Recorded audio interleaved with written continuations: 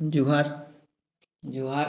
जानाति विविधा भाषा जानाति विविधा कला आत्मानं नैव जानाति यो न जानाति संस्कृतम।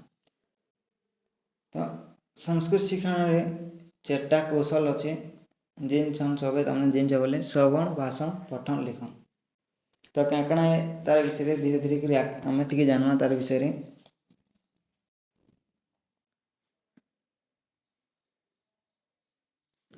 तो पहला शिक्षण कौशल कण जान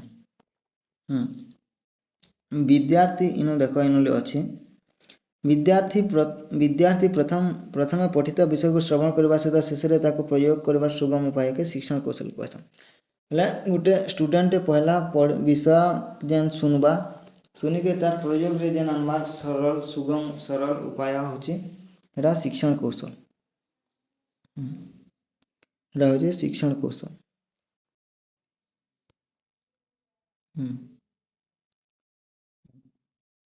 तो ये हिसाब से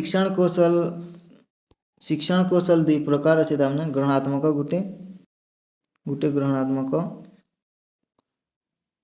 हाँ पहलाटा हूँ ग्रहणात्मक पहला ग्रहणात्मक गोटे गोटे अभिव्यक्तात्मक।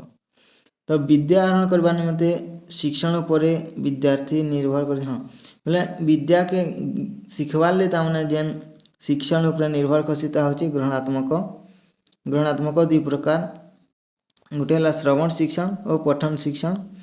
हेन्ता जेन छुआ तम निजर मस्तिष्क जेन ज्ञान ग्रहण करे जेन माइंड जेन ज्ञान ग्रहण करे ताहाके कहवा जेन प्रकाश करवा बाहर करवा से अभिव्यक्तात्मक शिक्षण।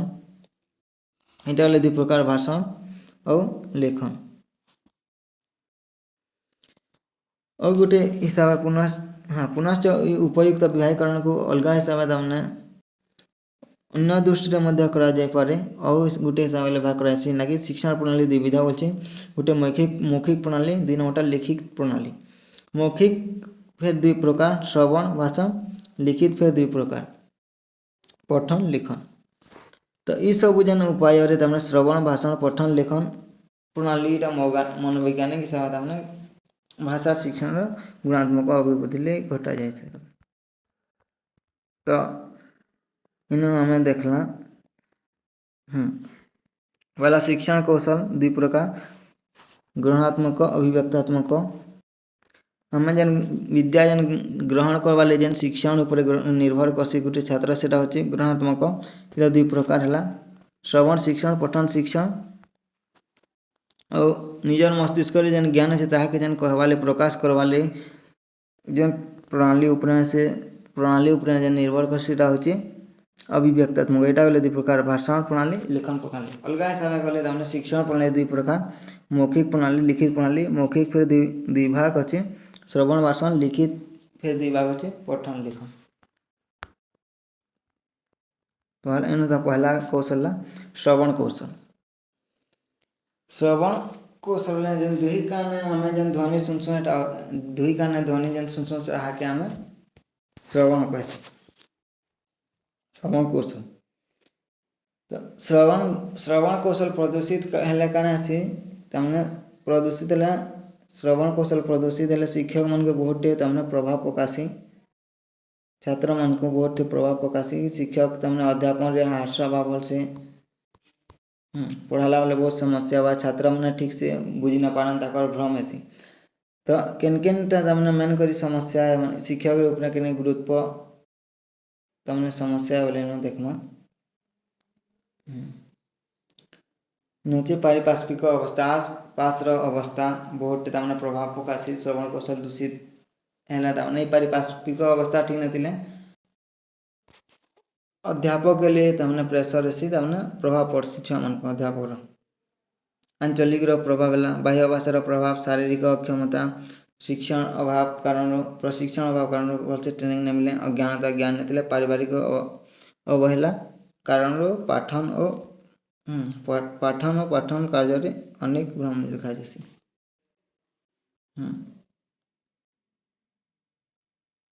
सामान्य हिसाब से देखबार गले पॉइंट कही खाली श्रवण कौशल दुई प्रकार है सामान्य श्रवण चयनात्मक श्रवण। फिर सामान्य श्रवण बोले 5 प्रकार। तो भाषा विषय के जन श्रवण अच्छे सामान्य श्रवण कहसन। सामान्य श्रवण फिर 5 प्रकार। पर्याप्त श्रवण गोटे विषय के बहुत थर ताने बारंबार जिते सुनले सुनबारटा के होचे पर्याप्त श्रवण। बोले क्लास रे काना सी जिते अध्यापक पढ़सन केते जिनिस छुआ माने बुझी न पारन ठीक से अवबोध रूपक कड़ा कड़ा वार्ड जिते बुझी न पारन ताके कड़ा से अध्यापक तामने बारंबार से हेचे विषय के सुनासी बोले काना से सुनले का सुनावाले काना से पाठदान बोले सफल वाला सक्सेस ही पारबा। अध्यापक जन पढ़े से छुआ माने ग्रहण करबे ठीक से तार तो उद्देश्य पूर्ति हो। 2 नंबर होचे शांतचित्त श्रवण। शांतचित्त श्रवण छात्र मन के धीरे स्थिर करी विषय को श्रवण कले अवध विषय बोधरे परिणत होले ध्यान से मन के शांत करके सुनबा बुझी न पारला विषय गले छुआ तामने बुझी पारबा। इंद्रिय को संयत करी पाठ्यवस्तु प्रति एकाग्र रख अपने विद्यालय उन्नति अनुभव निजर इंद्रिय के पूरा एकत्र करके संयत ध्यान करी संयत करी पाठ्यवस्तु के एकाग्र रखिक विद्यालय एकाग्र रखिक सुनले विद्यालय बोले भलसे से जानी पारबा।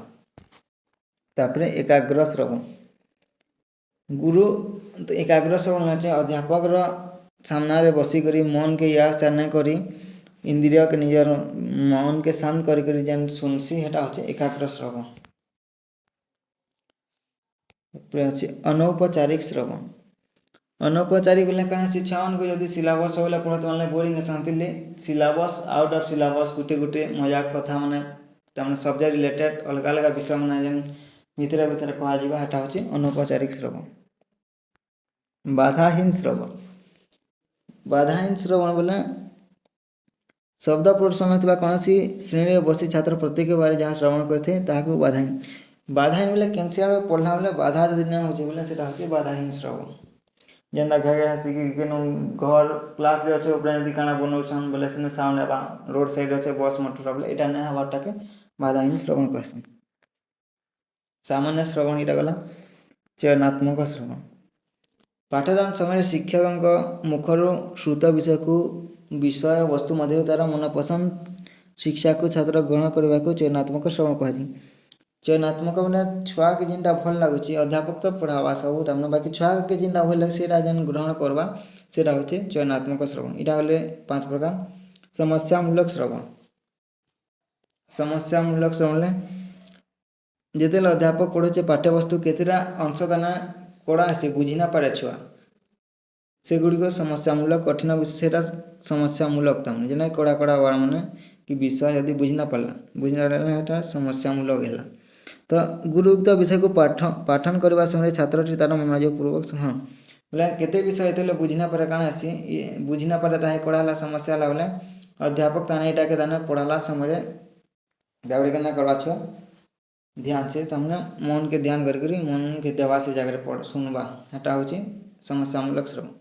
नूतन शब्द श्रवण क्लास रे काने आसे निम्न श्रेणी रे तमने केते केते वार्ड तमने नुआ नुआ लगसी छुआ की क्या बना सुनवा से ताहा कड़ा आसी अधिक जितेले कड़ा सी तो जानवाले से वार्ड मन को से शब्द मन को कड़ा हले ध्यान देसी ध्यान जेन देवा सेटा होचे नूतन शब्द श्रवण। नूतन ध्यान कड़ा कड़ा वाला सुनवा ना नुआ ध्यान देवा तो से भितर और जानवाले और ध्यान से सुनवा एटा नूतन शब्द। संरचना पद संरचना निये रचना कर सम उपसर्ग पूर्वक रचना पद श्रवण भाषा विषय गुड़ी को सावली लायल तथा सुरम्य करवा निमंते भाषा विषय के सरल और भल करवार लगे तमने सुरम्य करवा लगे केतेक पद प्रयोग पूर्व छात्र ध्यान देना थे केतेटा पद के ध्यान देना थे लेकिन जिते दरकार से पद गुड़ी को व्यवहार करी लक्ष्य करी तमने सेटा के नुआ नुआ पद रचना करसी तमने संरचना पद श्रवण। तापरे व्याकरण रूप श्रवण माने संस्कृत भाषा शब्द रूप धातु है सठिक प्रयोग जिन जेना प्रयोग करवा तार ऊपर ध्यान न दिए बाकी प्रत्येक व्याकरण नियम अनुसार साधन न करी नर वृक्ष इत्यादि एक पदार सूत्र को गुरुमुख श्रवण कर प्रयोग करे। व्याकरण शब्द रूप धातु रूप बेसी तो ध्यान न दे लेकिन तमने गुरु मुखर तमने শুনি শুনি তাମାନେ ଏଇଟାକେ ତାମାନେ ଶ୍ରବଣ କରି ଶୁନିକରି ତାମାନେ ପ୍ରୟୋଗ କରି ତାମାନେ ପ୍ରୟୋଗ କରସି। ସନ୍ଦର୍ଭ ବାକ୍ୟ ଶ୍ରବଣ ଯେତେବେଳେ ଗୋଟେ ଶ୍ଲୋକଟେ କି କାଣାଟେ ପଢ଼ଉଛନ୍ ଶ୍ଲୋକ ଯେତେବେଳେ ପଢ଼ାଲା ସମୟରେ କାଣା କରସନ୍ ତାର ରିଲେଟେଡ୍ ତାମାନେ ବେଲେ ଶ୍ଲୋକ ବା ଆପ୍ତ ଗୁଡ଼ିକ ଉଦାହରଣ ପ୍ରଦାନ ବେଲେ କେନ୍ସି ବିଷୟଟେ ପଢ଼ୁଥିଲେ ତାର ରିଲେଟେଡ୍ ଶ୍ଲୋକଟେ କି କଥା ନେଇ କାଣା ଟିକେ ଟିକେ କହି ନେସନ୍ ଯେନ୍ତା ଲୋକର ପରର ଉପକାର କରବାର କଥା ଭଲ ଏନ୍ତା ଯଦି କହିଲା ସମୟରେ ପରୋପକାର ଫଳନ୍ତି ବୃକ୍ଷା ପରୋପକାର ବହନ୍ତି ନଦ୍ୟା ପରୋପକାର ଦୁହନ୍ତି ଗାବ ପରୋପକାର ଇଦମ୍ ଶୁଣ ଏନ୍ତା ଶ୍ଲୋକ ମାନେ ହେଇଥିଲେ ଆଉଟସାଇଡ୍ ଶ୍ଲୋକ ମାନେ ରିଲେଟେଡ୍ କହିଲା ବେଲେ ଛୁଆ ଶୁଣିକି ସେଟା ଲେଖ୍ସି ଆଉ କଣ୍ଠସ୍ଥି କରସି ଆଉ ସେଟାକେ ତାମାନେ ପ୍ରୟୋଗରେ ଆନସି ଯେ ହେଟା ହଉଛି ସନ୍ଦର୍ଭ ବାକ୍ୟ ଶ୍ରବଣ। ତ ଏନ୍ତା ହିସାବରେ ଆମର ଶ୍ରବଣ କୌଶଳ ଅଛି ଏଇଟା ତ ଚାପେ ମୁଲିଲେ କହି ନଉଛେ। शिक्षण कौशल दुई प्रकार अच्छे पहला ग्रहणात्मक अभिव्यक्तात्मक तमने शिखवाले जेन शिक्षण उपरे ग्रहण शिक्षण शिक्षा विद्या ग्रहण करवाले जेन शिक्षण उपरे ग्रहण करसी छात्र सेटा होची ग्रहणात्मक एटा दुई प्रकार अच्छे श्रवण शिक्षण और पठन शिक्षण और निजर मस्तिष्क रे जेन ज्ञान अच्छे तमने निजे जेन जानी से जेन प्रकाश करवा अभिव्यक्त करवा सेटा होची अभिव्यक्तात्मक शिक्षण एटा हले दुई प्रकार भाष इटा हले दुई प्रकार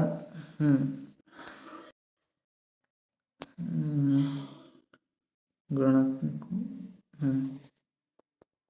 इटा अभिव्यक्त शिक्षण ताहा दुई प्रकार भाषा प्रणाली और लेखन प्रणाली और गोटे हिसाब है तमने एंता हिसाब है गले अलगा हिसाब ले तमने अन्य दृष्टि रे गले भाग कराई जेने शिक्षा प्रणाली दुई प्रकार मौखिक प्रणाली लिखित प्रणाली मौखिक फिर दुई प्रकार श्रवण भाषण लिखित फिर दुई प्रकार पठन लेखन है श्रवण कौशल दुई काने एंता सुनसी सेटा होची श्रवण कौशल गुरु शब्द प्रदूषण तमने अध्यापक के बहुत प्रभाव कैकना पकासी जिना फल छामनकर मार का कम हेसी कि पढ़ा लगे जेन तमने माइंड यार से पड़सी डिस्टर्ब हेसी तो एतकी ऊपर इटा माने तार प्रभाव पकासी डिस्टर्ब करसी रहछि तापर इन अछि श्रवण कौशल दुई प्रकार अछि सामान्य श्रवण चेतनात्मक श्रवण सामान्य श्रवण भाषा विषयक श्रवण के सामान्य श्रवण कहसन सामान्य श्रवण 5 प्रकार पर्याप्त श्रवण शांतचित श्रवण एकाग्र श्रवण अनौपचारिक श्रवण बाधाहीन श्रवण तापर चयनात्मक श्रवण पे 5 प्रकार चयनात्मक निजे जिंदा भल लागबा निज इच्छा रे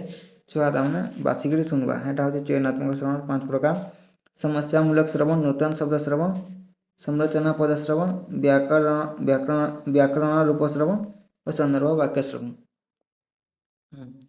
तो आगे आम पढ़मा क्या कौशल नेक्स्ट भाषण कौशल पर पढ़मा मैं बेसी डीप के भीतर के निभा जेनता एग्जाम दृष्टि मिनिमम 30 कि 35 मार्क आसी तो हे हिसाब ऊपर अपना जेनता कोई न चाहिए जेनता दरकारी जिनिस बाकी डीप लेके नहीं बा जुहार जय मां समले।